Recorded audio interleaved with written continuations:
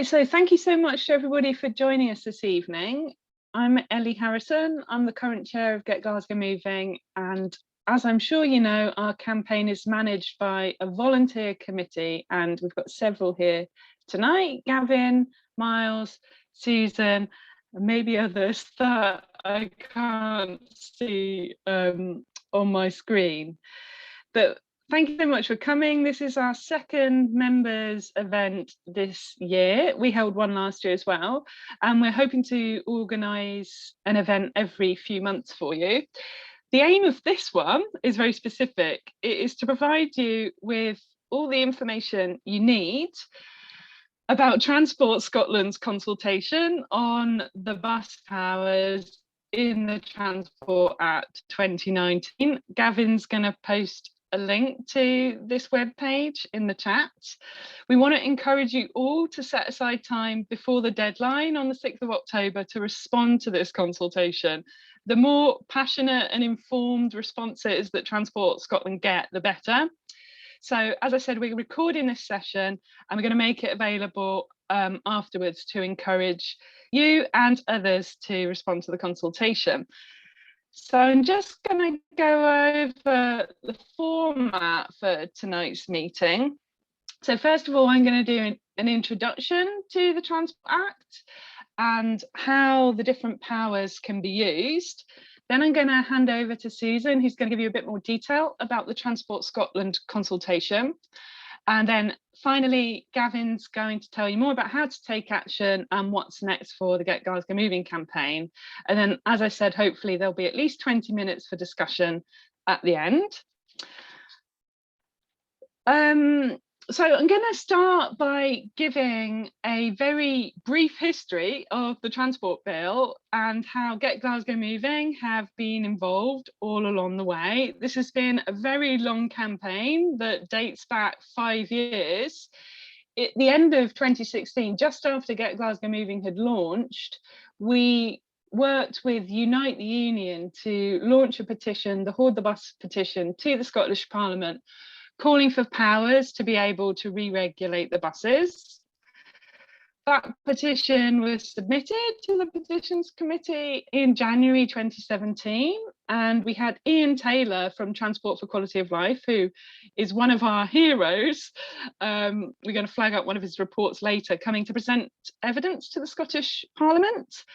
Then later in 2017, Transport Scotland released consultations, their first wave of consultations, which then went on to inform the Transport Bill. So we responded to those consultations at length, and we also launched this online action at that point for publicly owned buses for everybody in Glasgow, not in Glasgow, in Scotland, but especially in Glasgow.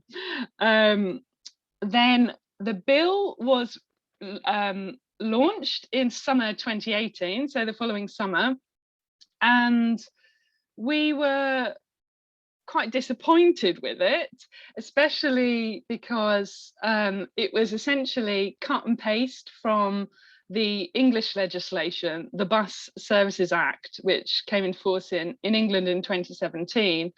And they hadn't allowed for the power for publicly owned buses. So we organised a massive big demo in October 2018.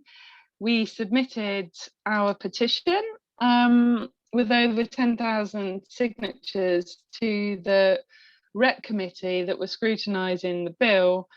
And in June the following year, the bill was amended to allow for publicly owned buses. So we held 2 more rallies. This was the final rally in November 2019, when the bill became the Transport Act. So that's a little bit of history. I wanted to put it in context because this consultation that we're encouraging you to respond to tonight is part of a 5-year campaign, and it's really vital that we keep the pressure up at every single stage of that campaign to make sure that these powers are as useful as they can be. So this is what the Transport Act looks like now. There are 3 key powers in the Act for improving bus services. 2 of them we approve of, 1 of them we don't. So just to run through them, what I've got here is the language exactly as it appears in the Transport Act. And then I've got more kind of colloquial ways in which the powers would be referred to. So local transport authority bus services, we're big fans of those. That's publicly owned buses, or public ownership of buses. So that's something we've been campaigning for. The next power in the Act is local services franchises. You might hear this being referred to as re-regulation, or also public control of buses, because the main difference is that the Transport Authority can actually control the routes and cap the fares. And for everybody who was at our last members meeting that Matthew from Better Buses for West Yorkshire presented at, he gave quite a detailed introduction to what franchising actually is. The final power is bus service improvement partnerships, or partnerships for short. And we are not a fan of bus service improvement partnerships. We'll explain why. But the main reason for me is that in a bus service improvement partnership, the bus companies still have all the power. They still plan which routes they run, and they still decide how much they charge for fares. And it's impossible to deliver an integrated public transport system in a partnership. And that's what Get Glasgow Moving is all about. We're not just a bus campaign. We want a fully integrated public transport network so that our trains, our buses, and our subway is planned and coordinated to work together. And that's only possible through publicly owned buses or a re-regulated network. So I'm just going to run over a few kind of real life examples of where these powers are being used around the UK and in other parts of the world. So local transport authority bus services, or publicly owned buses. I've got 2 examples. The most famous and also the biggest in the UK is Lothian Buses, which I'm sure you're all aware of, is a publicly owned bus company. And one thing that Get Glasgow Moving has been saying for years is just comparing the cost of the fares on Lothian to First Glasgow. And last time I looked into this, it was 180 for a single on Lothian and 250 on First Glasgow. So it just shows how you can provide a better service through public ownership. Another example is Nottingham City Transport. There are other publicly owned bus companies around the UK. Reading Buses is another big one, and also Cardiff buses as well. It's important to say that all of these publicly owned bus companies exist because they survived the process of deregulation and privatisation, which was unleashed by the 1985 Transport Act. And they haven't been set up since then. So they all predate the 1985 Transport Act, because it's actually been illegal to set up a publicly owned bus company until this Transport Act 2019 was passed. It still is illegal in England. And that's something that campaigners in England are trying to get amended. In Glasgow, it would make sense. I was going to say that all of these bus companies that I've highlighted, so Lothian and Nottingham City Transport, they all operate as arm's length companies that are wholly or partly owned by the local authority. So in Glasgow, it would make sense for SPT, which is our regional transport authority, to set up a new publicly owned bus company for the region. And that way the ownership and the costs are spread across the region, because of course we want our bus services to go throughout the region and not just to stop at the Glasgow city boundary.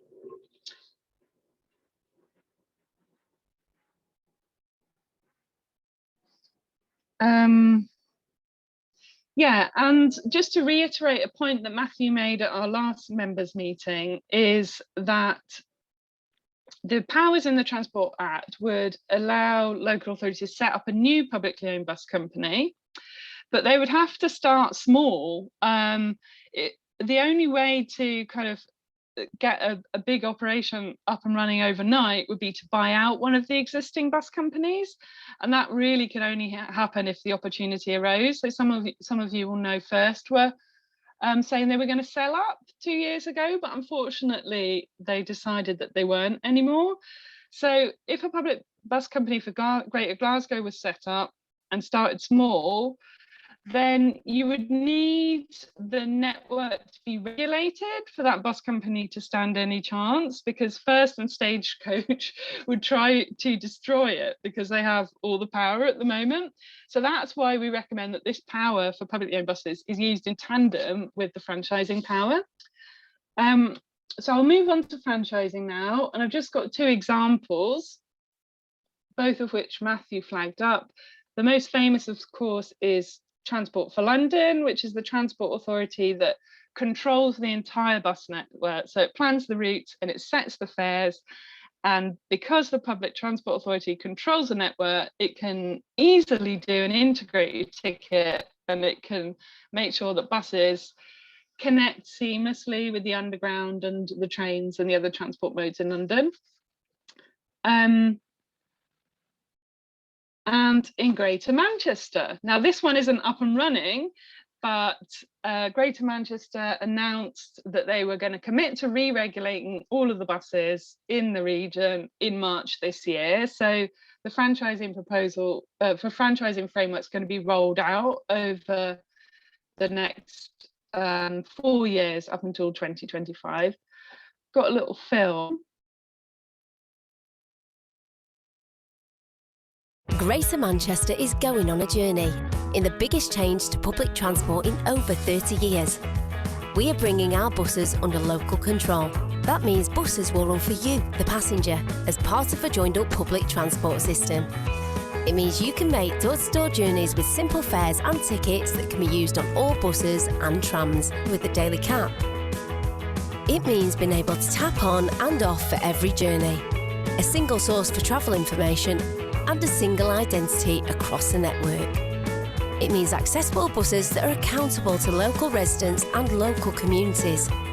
This change will take place over the next few years, and it means buses that work with the rest of transport as part of our network. Our vision for a world-class integrated public transport system that is reliable, affordable, sustainable, accessible and accountable. Join us on this journey and find out more. Our people, our place, our network, our buses.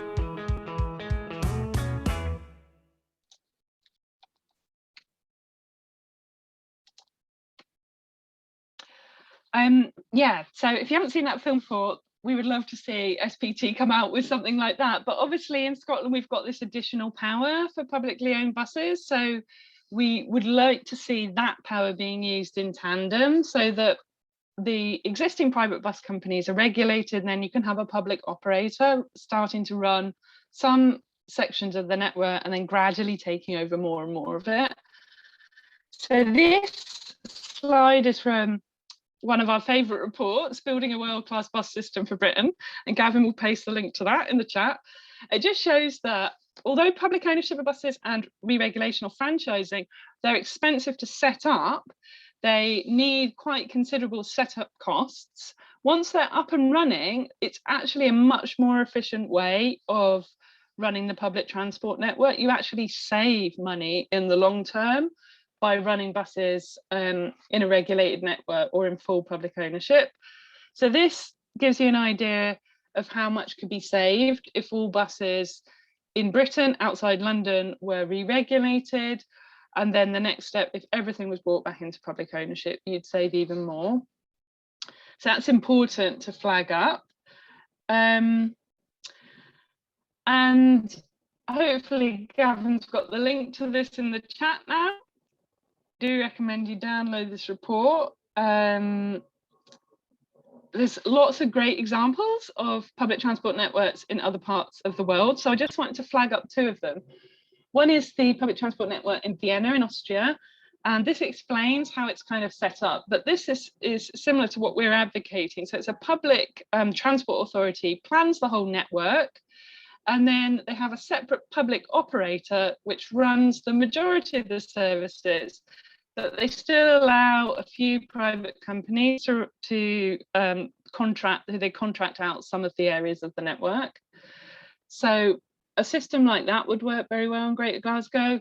And another very similar one is Munich City Region. And we particularly like this one because of their slogan, one network, one timetable, one ticket. And that's how the network is planned. So across buses, across trains, across trams, it's just treated as one network with one timetable and one ticket to make it as easy as possible for people to go from one transport mode to the next. So BSIPs, if you haven't guessed it yet, that's Bus Service Improvement Partnerships for short. And this is a hashtag we've been using on our social media for quite a while now because we're desperate to stop BSIPs. Bus Service Improvement Partnerships are basically maintaining the status quo. The Transport Act of 2001 in Scotland first set up the partnership powers.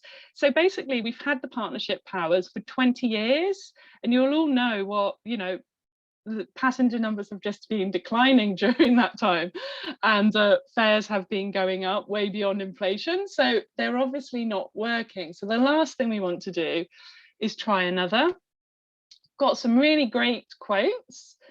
And just in case Gavin hasn't posted it yet, we've got all of these slides available on a link.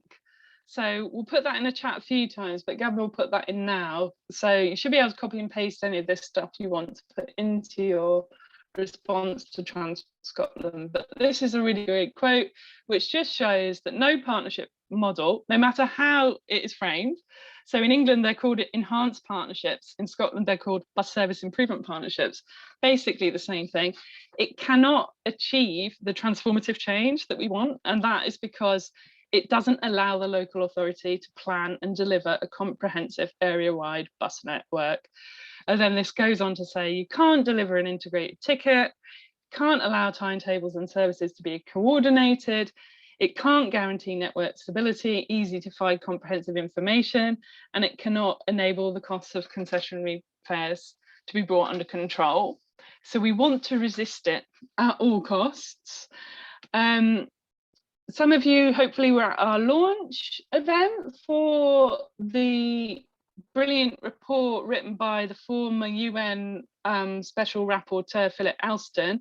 Our event was in July. Gavin's going to post a link to this report in the chat so you can download it. This comes out against partnerships in a big way. This is one of the best quotes from that report. Partnerships are a tried and failed approach that should be retired in favour of actual regulation of public transport. We're pleased to see that this report has had quite a lot of traction since it's been out, lots of coverage. There was a big piece in the Herald about it the other weekend. And I think that, you know, having this very well respected professor who's based in New York University, scrutinising Scottish bus policy to such a degree, I think is embarrassing the politicians quite a lot. So that's fantastic. And for the whole of COVID, you know, Get Glasgow Moving has been slaving away. And this is the main thing that we've been worried about. And that's this bus partnership fund that Transport Scotland launched during COVID. And this is really insidious, this fund, because it's 500 million pounds over 5 years. It's quite a lot of money, and the money is to invest in bus infrastructure.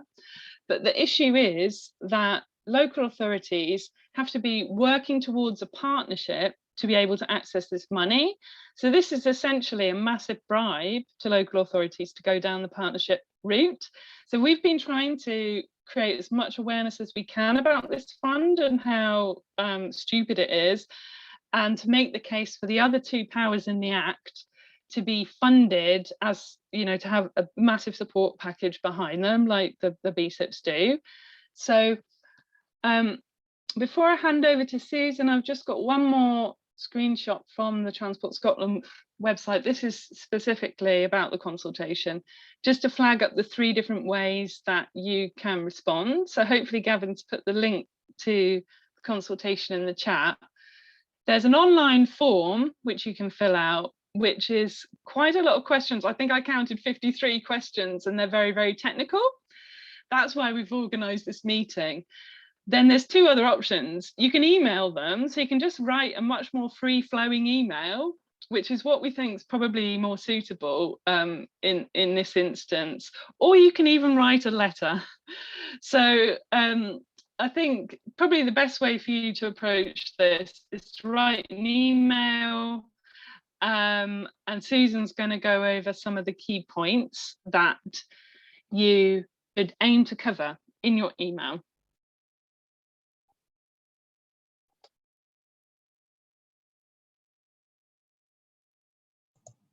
Thanks very much, Ellie. And I think that was a brilliant background to the consultation. What I'm going to do is just run through each of the three powers and let you know what we think are the really key points that we need to get across in the consultation responses. So we've drilled right down, because there's a lot of questions, a lot of very technical questions, but we've tried to drill right down and just see what are the really, really most important things that we need people to include in their responses, the things that are really going to make a really big difference. So the first of the powers is for local transport authority bus services. And as Ellie said, that, you know, getting this power into the Act was an enormous success, involved a huge battle. So having succeeded in getting it into the legislation, we need to make sure that people are actually able to exercise this power in practice. And the biggest barrier to that, of course, is having the funding and resources to set up municipal bus companies. I mean, local authorities and transport authorities have been hollowed out by cuts over the past more than 10 years. So it's absolutely essential that the power is backed by resources to enable the power to be used. So that's the key point we want to get across. And as Ellie said, the Scottish Government has already provided a financial incentive for BSIPs. It has to do the same for franchising and the local authority bus service powers as well. That is a political decision that Scottish ministers can take. It's not something that's in the Power of Transport Scotland. So we have to create the political pressure. So it's not just about responding to this consultation. Get Glasgow Moving has been working with the STUC, with trade unions, with other organisations to try and create the political pressure on ministers to make sure that the funding is provided to back this power. Now, we have been successful to some extent already in that the Green Party SNP agreement includes a community bus fund, and that is to help authorities utilise the bus powers. What we don't know so far is how much money has been allocated to that. And the problem may be that that is actually repurposing an existing pot of money, and it just may not be enough. So it's really important that we still get this message across that the powers must be properly and adequately resourced so that they can be used. What we would really like is for there to be a central team at Transport Scotland who are there to help local transport authorities put together proposals for setting up local authority bus services, for setting up public bus companies. And that could be helping them with funding for feasibility studies for business cases, but also help with startup capital.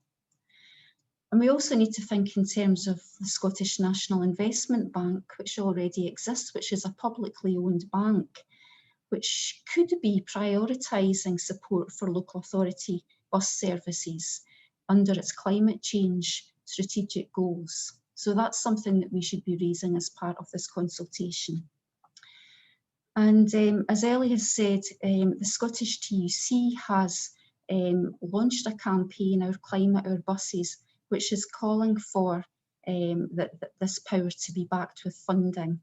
And so we really want to encourage you to complete that online online action. And that sends a message straight to Transport Scotland that says that we want this power to be funded. So can you move down, somebody? Right. The second power which has been consulted on is about local services franchising, so re-regulation, as Ellie has said. And there's a long kind of series of hoops that have to be jumped through to develop a franchising framework, with tests at each stage. And the process for doing that is set out already in the legislation, so that's not something that we're able to alter.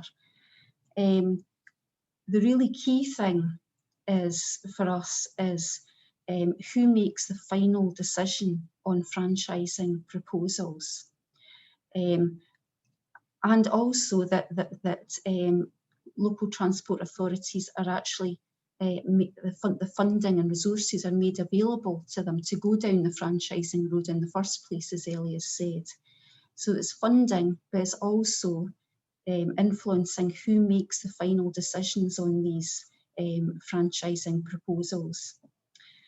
Now, the legislation says that a 3-person panel makes the final decision, and those 3 people are selected by the Transport Commissioner. What we need to make sure is that the criteria for selecting those people involves them bringing a whole breadth of perspectives to the decision making, a whole range of knowledge related to the wider public policy aims on which Scottish transport policy is meant to be based, and also to the people with expertise in the human rights duties as well on which transport policy making and decision making should be based. What we want to avoid is it being just a narrow base of bus industry insiders being on the panel, people who have got very close networks and ties with the bus operators. That was the way things worked in England under the English legislation until recently. Ironically, the Tory government have actually democratised this process in England, so that it's now no longer a 3-person panel picked by a traffic commissioner, but it's now a democratically elected mayor who makes the final decisions. And that's how it is that Andy Burnham, the mayor in Manchester, was the person who took the decision finally to proceed with franchising in Greater Manchester. Now, we don't have that system here. What we have to do is to try and democratise the process as much as we can in terms of making sure that the 3 people who are on that decision-making panel have got a wider base of experience and are really taking into account all of the wider public policy aims which the bus system is intended to serve. And we need to make sure that amongst that, there are proper community and passenger representatives involved in that decision making as well. The final kind of key point about franchising that we wanted to kind of raise with you is really that we need to make sure that there's the opportunity to go back more than once with a franchising proposal. So if it might be rejected the first time around, you're able to amend it and go back and have another chance, because there's such a huge amount of work and resources involved in putting together a franchising scheme that we need to make sure that all of that just doesn't go to waste, as happened in the Newcastle area a few years ago, where they went through the whole process of putting together a franchising scheme only to have it rejected by a panel of 3 people, all bus industry insiders who rejected it, and then there was nowhere to go after that. Now, we need to make sure that that isn't the system that we have in Scotland. So that's the main points that we need to make about franchising. Ellie, can you move the slides down? And the final, the third area is BSIPs. Now, the majority of the questions in the consultation are about BSIPs. I mean, and as Ellie has said, they're quite simply a terrible idea, but they are the Scottish Government's preferred option, and they have effectively been presented as the only game in town for local authorities and transport authorities, because the bus infrastructure funds are dependent on areas having plans in place for the creation of a BSIP. And what they really, the reason why they are so bad is because they do preserve the status quo, but they also, these BSIPs are a type of partnership which actually gives the private bus operators really a much greater involvement in determining transport policy than they've had up until now. And in return for that, the quid pro quo is that they are allegedly going to have to meet much more stringent performance targets. Now, that remains to be seen, but the fact that they are now part of the decision making and that they have a veto over decisions is a really anti-democratic move that we need to try and mitigate the worst effects of. So our main objectives, so the key points for the consultation is that we need to make sure that that if we go down the partnership route, that we avoid being locked into those forever. So we need to be careful that that doesn't happen. Now, so the two main points are, what we need to make sure is that it's easy for transport authorities, even if they've gone down a BSIP route initially, for them then to transition to franchising without the bus companies being able to stop that from happening. They mustn't have a veto over that decision. So that's a really important thing that we need to get into the guidance. The ideal thing is that when there are partnership schemes drawn up, we need them to have those partnership schemes right from the outset, to have provisions written into them that to provide for the partnership to be revoked in certain situations. So if the companies are not meeting the standards that have been expected of them, then there must be something in the agreement right from the start that allows those partnerships to be revoked automatically. So we need the guide. There have to be some parameters in there, such as setting out how frequently the partnership schemes are reviewed, the time limit on partnerships, on the lifetime of partnerships if standards consistently fail to be achieved. And we need to make sure that bus passengers and the wider population can play a part in the review of partnership schemes, so that all of this stuff doesn't happen behind closed doors, that is transparent and as democratic as possible. So those are the really two really important things, that we need to make it easy to transition to franchising even when there is a partnership agreement, and we need to make it as simple as possible to revoke BSIPs once they're in place. And there's also a part of the consultation which is about information relating to services. And the really important point here, and this is one that Philip Alston included in his response to the consultation, which he's submitted already, is that we need to make sure that the bus companies are forced to share all of their data, all of the data that's needed for transport authorities to be able to properly plan and coordinate a fully integrated transport network that meets communities' needs. Now, that responsibility and that duty needs to be placed on the bus operators, is really essential in order for the proper planning to take place. And we need that to be in the secondary legislation. And we need to remember these companies are receiving, you know, about half of their income is coming from the public purse.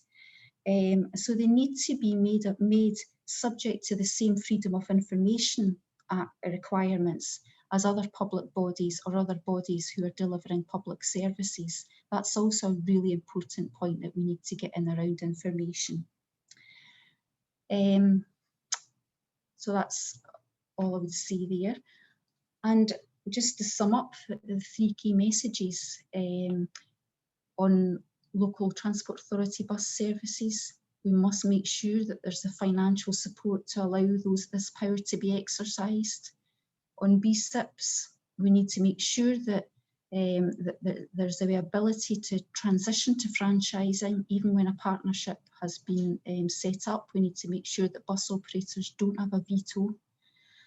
And on franchising, we need to make sure that the final decisions are being made by a group of people who have the wider public policy interests at the forefront of their minds. So I'll end there and hand over to Gavin, I think. Thanks very much, Susan. That was great. And thanks for all your work in looking into this stuff. So basically, to close, given all that information, what can we do now? So we need as many consultation responses as possible, and making it clear to the Scottish Government and Transport Scotland that we know what's happening. We know they're trying to push these partnership agreements on every council and removing the option for public ownership. So the key points really to pick out, although Susan covered a lot of stuff, and that will all be in the slides, which I linked to in the chat. Councils need funding and support to use all of the powers. It's no use giving the power for public ownership without any funding, because councils are skint and can't use them.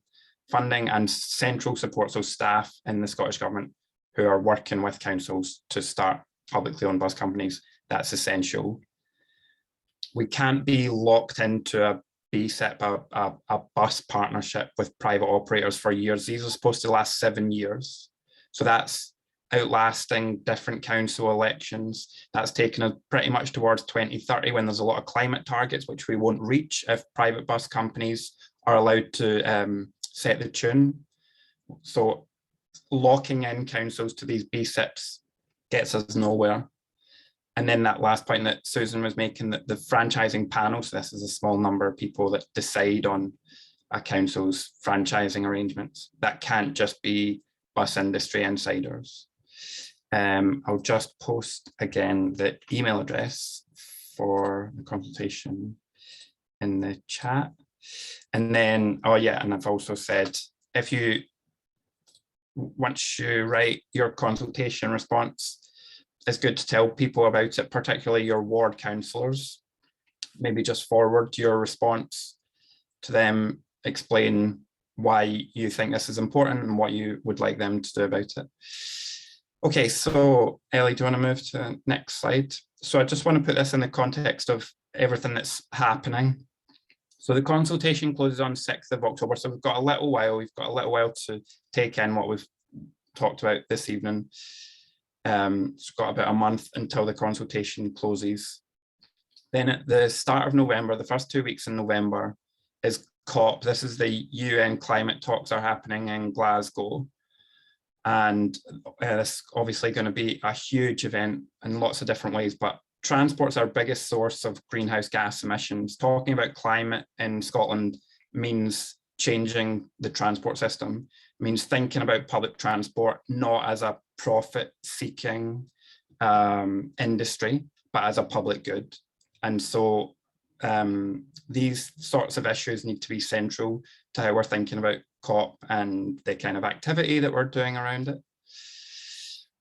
Then so what will happen, the consultation will end, and then after a little while, civil servants will report back on all of the responses that they got to the consultation, what were the main themes and what was said, and how they'll take it forward. That will probably be in about December, I would guess. So we'll be keeping an eye out for that. And if you get member emails from us or follow Get Glasgow Moving social media, you'll see stuff about that. Then two things I just highlight about the SNP and Greens agreement. The fares review, so the Greens got out of the SNP this commitment to review the public transport fares, because as we've already talked about and everyone here knows, it's far too expensive to get around on public transport. So it's not yet clear what that review will look like, but if it concludes anything other than we need whole-scale change to the way our public transport is owned and governed, then it's nonsense. And then this thing that I think Susan mentioned, that it was in the SNP manifesto, but it was kind of reworded in the Greens agreement for a community bus fund that will give money for councils to explore all of the powers in the Transport Act, including municipal bus ownership. But so far in the Greens agreement, or in the programme for government, which was yesterday, there's no amount of money that's been mentioned. So if it's only say a few $100,000, then that's just one officer probably in each local authority who does a feasibility study, and then it goes nowhere. It needs to be significantly funded. And then all of this is in the, I think, working towards the local elections next year, when public transport and how it's owned, how it's governed, and who it's for needs to be and will be a big issue, and in Glasgow City Council, but in all of the surrounding councils as well, and Strathclyde, I think. So I've put on here that we can think about activity that we can do in the run up to those elections, whether that's trying to influence manifestos, holding hustings, all that sort of stuff. Okay, that's the end anyway. So we've still got a fair bit of time. I'd like everyone to use the chat for thoughts, questions, exclamations. So far, I've just been posting links to loads of long reports in the chat, which you're more than welcome to